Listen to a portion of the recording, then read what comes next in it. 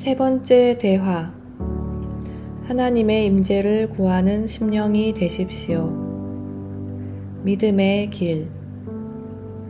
로렌스 형제는 믿음을 통하여 하나님을 깨닫고 높이는 것이 자신의 영적 삶의 기초가 되어 왔다고 했습니다. 그는 믿음의 길을 걷기 시작한 이래 지금까지 모든 일을 오로지 하나님을 사랑하는 마음으로 행하기 위해 다른 모든 생각은 마음속에서 고개를 드는 즉시 거부하는 것만을 지향하며 살았습니다. 그러나 때로는 오랜 시간 동안 하나님을 사랑하는 것에 대해 생각하지 않은 채 보내기도 했습니다. 하지만 그 사실을 깨달았을 때도 괴로워하지는 않았습니다. 대신 자신의 부족함을 하나님 앞에서 즉시 시인하고 이전보다 더 큰 확신을 가지고 다시 하나님께로 돌아왔습니다.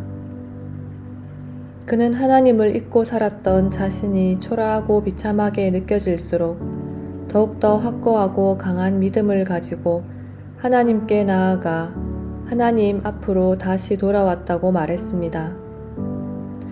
우리가 하나님을 신뢰할 때 하나님께서 영광을 받으시며 은혜의 소나기를 부어주십니다.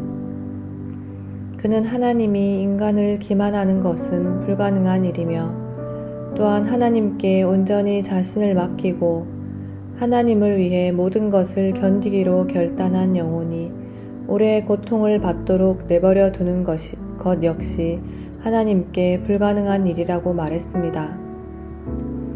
마침내 로렌스 형제는 하나님에 대한 생각 외에 다른 생각은 아무것도 하지 않는 상태에 이르렀지만 사람을 즐겁게 해주려는 유혹이나 그 밖에 다른 유혹이 전혀 없었던 것은 아니었습니다. 그런 유혹이 들 때면 그는 하나님께로부터 나오지 않은 생각들이 마음속에서 고개를 쳐드는 것이 실제로 느껴졌다고 합니다. 하지만 하나님께서 언제나 즉각 도우신다는 것을 체험으로 알고 있었기 때문에 염려하지 않았습니다. 그저 잠시 그런 생각들을 내버려 두다가 곧 다시 하나님께 집중하면 쓸데없는 생각들은 저절로 사라지곤 했다고 합니다. 이처럼 하나님께서 언제나 즉각적으로 도와주신다는 것을 생생한 체험으로 알고 있었던 그는 수도원 밖에서 해야 할 일이 생기더라도 미리 걱정하지 않았습니다. 구체적인 행동을 해야 할 때가 되면 마땅히 해야 할 바를 하나님께서 명확하게 알려주셨습니다. 이렇게 그는 모든 일을 미리 걱정하지 않고 하나님을 신뢰함으로 감당할 수 있었습니다. 하지만 하나님께서 항상 즉각 도움을 주신다는 사실을 경험하기 전에는 자신이 맡은 임무에 대해 무척 고심했다고 고백했습니다. 하나님의 임재의식. 로렌스 형제는 자신이 했던 일들을 기억하지 않았고 또 언제 그런 일을 했는지도 의식하지 않았습니다. 심지어 방금 식탁에서 무엇을 먹었는지도 기억하지 않았습니다. 그저 모든 일을 하나님을 사랑하는 마음으로 하겠다는 유일한 목표만을 의식했으며 일상적인 모든 임무와 다른 많은 일들을 하는 동안 자신을 인도해 주신 하나님께 감사드릴 뿐이었습니다. 그는 지속적으로 하나님의 임재를 의식할 수 있도록 모든 일을 아주 단순하게 처리하고 실행했습니다. 어떤 임무가 그의 마음을 어지럽혀서 하나님과의 교제를 조금이라도 방해하면 하나님께서는 즉시 그 영혼을 일깨워 하나님과의 교제에 한층 더 집중하도록 이끄셨습니다. 그의 영혼에 맹렬한 불꽃을 붙여 시뻘겋게 타오르게 하셨고 때로는 광인처럼 소리를 지르고 노래하며 펄펄 뛰어다니게 하셨습니다. 그는 일상의 임무를 떠나 영적인 훈련을 하거나 피정을 떠났을 때보다 오히려 평범한 일과를 수행하는 동안에 하나님과 더욱 굳게 연합할 수 있었다고 하면서 영적인 실천이나 피정에서 얻은 소득이라고는 영적 메마름 뿐이었다고 말했습니다. 하나님께 나아가기 위한 유일한 조건.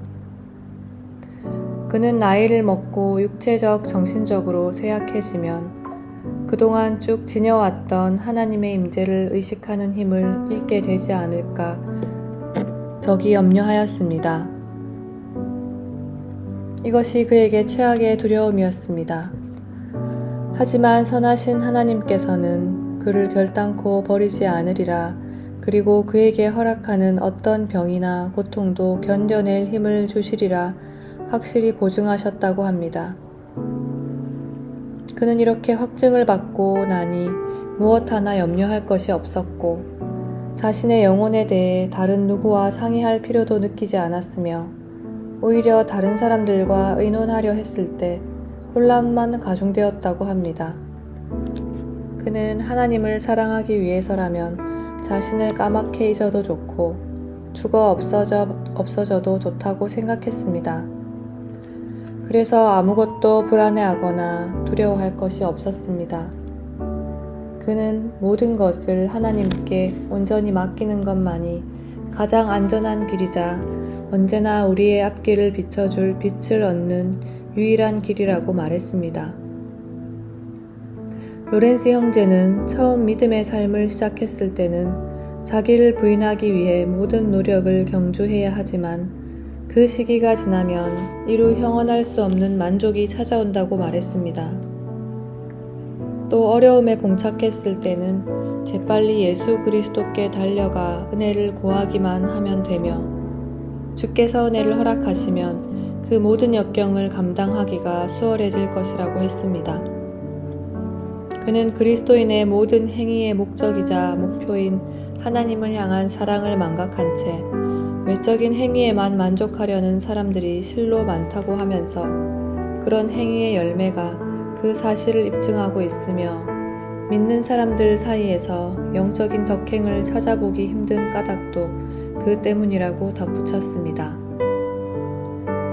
마지막으로 로렌스 형제는 예리한 지성이나 엄청난 지식이 있어야 하나님께 나아갈 수 있는 것이 아니라 하나님을 위해 오직 하나님만을 사랑하기 위해 전념하겠다고 굳게 결단한 심령만 있으면 된다고 강조했습니다. 1666년 11월 22일 네 번째 대화. 매 순간 하나님과 대화하고 도우심을 청하십시오. 하나님과의 지속적인 대화. 로렌스 형제는 자신이 하나님을 향해 어떤 방식으로 나아가고 있는지에 대해 솔직한 자세로 열변을 토했습니다. 그는 하나님을 향한 것이 아니라고 식별되는 모든 것을 단호하게 부정하면서 아는 것이 많지 않더라도 하나님과의 지속적인 대화에 익숙해져 가는 것이 하나님을 향해 나아가는 길의 본질이라고 말했습니다. 우리가 반드시 해야 할 일은 단지 하나님께서 우리 안에 늘 친밀하게 임재하고 계심을 깨달아 삶의 순간순간 그분과 대화하고 도움을 청하는 것이 전부입니다. 이렇게 할 때 우리는 온갖 불확실한 상황 속에서도 하나님의 뜻을 분명히 깨달아 알 수 있습니다. 또한 하나님께서 우리에게 요구하시는 일들을 행하기에 앞서 하나님께 아뢰므로써 그 일들을 능히 감당할 수 있으며 무사히 마친 뒤에는 잘 마치게 해주신 하나님께 감사드릴 수 있습니다. 그리고 이렇게 하나님과 지속적으로 대화를 나누는 가운데 찬양하고 예배하며 무한히 선하시고 완전하신 하나님을 향한 사랑을 끊임없이 고백해야 합니다. 성화의 본질. 우리는 주님의 무한한 십자가 공로를 의지하여 언제나 하나님의 은혜를 담대히 구할 수 있으며 하나님께서는 우리가 구할 때마다 반드시 은혜를 허락하십니다. 로렌스 형제는 마음이 산란해져서 하나님과의 교제가 중단되거나 하나님의 도우심을 구하기를 잊어버렸을 때를 제외하고는 언제나 이런 은혜를 받을 수 있었다고 합니다. 그는 아무리 혼란스러운 상황에 처해 있다 하더라도 우리가 오로지 하나님만을 기쁘시게 해드리겠다는 마음과 모든 일을 온전히 하나님을 사랑하는 마음만 품고 일절 다른 마음을 품지 않으면 하나님께서 반드시 빛을 비춰주신다고 말했습니다. 로렌스 형제는 우리의 성화가 행실을 변화시키는 것뿐만 아니라 평소 우리 자신을 위해 하던 일의 관점을 바꾸어 하나님을 위해 행하는 데 달려있다고 말했습니다. 그러나 많은 그리스도인들이 다소 이기적인 목적이나 인간적인 이유로 외적 행위에 집착하고 있으며 또 그것마저 불완전하게 행하는 것을 볼 때 심히 안타깝다고 했습니다. 이런 사람들은 수단과 목적을 혼동하고 있는 것입니다. 그는 하나님께 나아가기 위한 가장 좋은 방법은 자신이 맡은 임무를 순종하는 마음으로 받아 인간적인 생각들을 모두 버린 뒤 오로지 하나님을 사랑하는 마음으로 수행하는 것이라고 했습니다. 중대한 오류. 그는 기도 시간과 일상의 시간을 다르게 여기는 것은 중대한 오류라고 했습니다. 기도 시간에 하나님과 연합해야 하는 것이 우리의 엄중한 의무인 것처럼 일상의 임무를 수행하는 시간에 하나님과 연합하는 것 또한 우리의 엄중한 의무이기 때문입니다. 로렌스 형제가 정해진 기도 시간에 한 일이라고는 하나님의 임재를 계속 의식하는 것 뿐이었습니다. 그는 그것 말고는 아무것도 하지 않았습니다. 그 시간에 그의 영혼은 하나님의 임재 안에 쉬면서 하나님을 마음껏 사랑했으며 이것 외에는 아무것도 의식하지 않았습니다. 물론 정해진 기도 시간이 끝나도 별 다른 차이는 없었습니다. 언제나 하나님 가까이에 머물렀고 온 힘을 다해 하나님을 찬양했고 계속 기뻐하며 시간을 보냈기 때문입니다. 그는 자신이 이처럼 강해졌을 때 하나님께서 고난을 허락하셨으면 좋겠다고 말했습니다.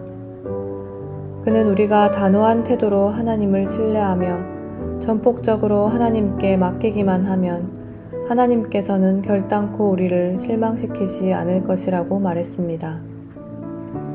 로렌스 형제는 하나님을 사랑하는 마음으로 소소한 일들을 하다가 피곤해하면 안 된다고 하면서 하나님께서는 일의 크기에 주목하시는 게 아니라 우리가 그 일을 사랑으로 하고 있느냐 아니냐에 주목하신다고 했습니다. 또한 이런 마음으로 일하다가 처음에 자주 넘어진다 해도 절대 포기해서는 안 된다고 하면서 조금만 견디면 의식하지 않아도 자연스레 사랑으로 일하는 습관을 갖게 될 것이며 거기에 엄청난 기쁨을 얻게 되리라고 말했습니다. 하나님의 뜻에서 떨어지지 아니함. 로렌스 형제는 우리 자신을 오로지 하나님의 뜻에 견고히 부착시키려면 믿음과 소망과 사랑을 가꾸어야 한다고 말했습니다. 우리는 믿음과 소망과 사랑 외에 다른 것들에 마음을 쏟아서는 안 됩니다. 다른 것들을 만났을 때는 즉시 멈춰야 합니다.